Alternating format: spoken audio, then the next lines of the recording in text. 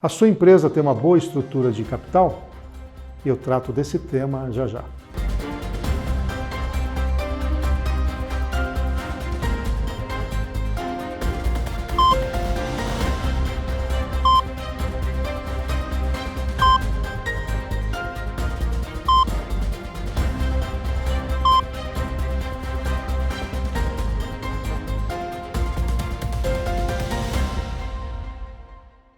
Bom, uma questão relevante, eu venho trazendo esse tema das finanças, né? Já falei da questão do fluxo de caixa, do descompasso.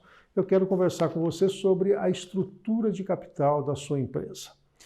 Quando você olha um balanço patrimonial, você olha o ativo e o passivo. Numa visão financeira, nós olhamos que o ativo são as suas decisões de investimento e no passivo são as suas decisões de financiamento. Em outras palavras, eu decido, por exemplo, comprar uma máquina para minha produção. Eu pergunto, qual é a fonte de financiamento? A pergunta será assim, quanto tempo essa máquina vai dar de retorno? Ela vai produzir, entrar no meu processo, em 2 anos recupera o investimento. Então, qual é a sua decisão de investimento?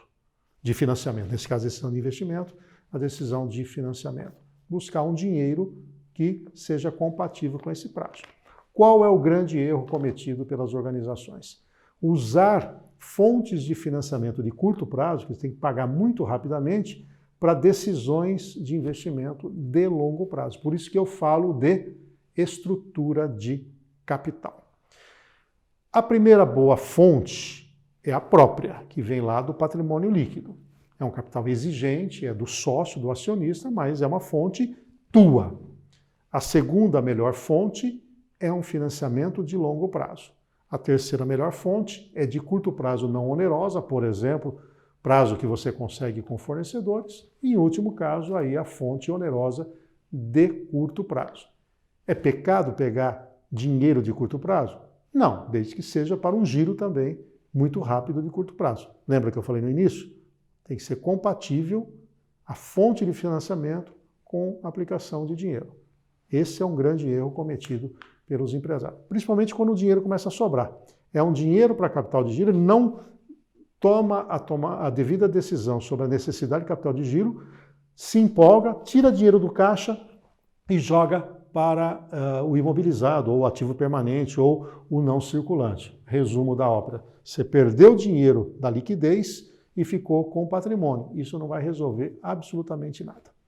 Eu preparei para você um quadro para você entender um pouco como é que é essa estrutura de capital. Como você pode ver, eu tenho o ativo. No ativo, então, eu tomei decisões de investimento. O que eu espero quando eu invisto numa empresa? Investir quer dizer o seguinte, coloquei dinheiro no meu cliente, eu dei prazo para ele. Coloquei dinheiro no caixa para fazer face ao dia a dia. Coloquei dinheiro em máquinas e equipamentos, coloquei dinheiro em estoque, são decisões de investimento. Né? Um dinheiro teu que está parado ali. O que eu espero? Que ter resultado operacional. Ou seja, vou comprar, vender, lucrar, e esse lucro operacional tem que dar o retorno para esse investimento. Do lado direito, que é o passivo, são as minhas decisões de financiamento, como eu também já disse. Então você tem aí 2 fontes. A própria e a de terceiros. Então a própria é tua, de terceiros ela pode ser de curto ou de longo prazo. Pegar dinheiro em banco, pegar crédito com fornecedor, o próprio prazo que o cliente, que o governo te dá, o prazo que o teu funcionário dá para você pagá-lo, né? Ele trabalha o mês, você paga no 5º dia útil, normalmente é assim. Nas decisões de financiamento surge o custo de capital. E não precisa ser economista para entender que o resultado operacional do investimento tem que ser superior ao custo de capital. Quando você faz isso, você está alavancando o seu negócio. Quando a tua empresa entra em prejuízo e você não tem mudança estrutural, você está pegando um dinheiro, que é o custo de capital, e não está tendo resultado operacional. Conclusão, você vai só aumentando o buraco. Então, nesse quadro fica claro que você tem que, ao tomar uma decisão de investimento, projetar o seu resultado operacional de tal maneira que ele seja superior às fontes de financiamento, quer próprias, quer de terceiro. Ou seja, você tem que ter um custo de capital menor. Quando o resultado operacional é maior que o custo de capital, você está criando valor. Quando o resultado operacional é menor que o custo de capital, você está destruindo o valor. E aí, na tua empresa, você está construindo ou destruindo o valor? Se estiver destruindo o valor, você tem que atacar as causas. Normalmente é estoque superavaliado, dimensionado, prazo dilatado para clientes sem ter fontes de fornecedor, imobilização em excesso e prejuízo.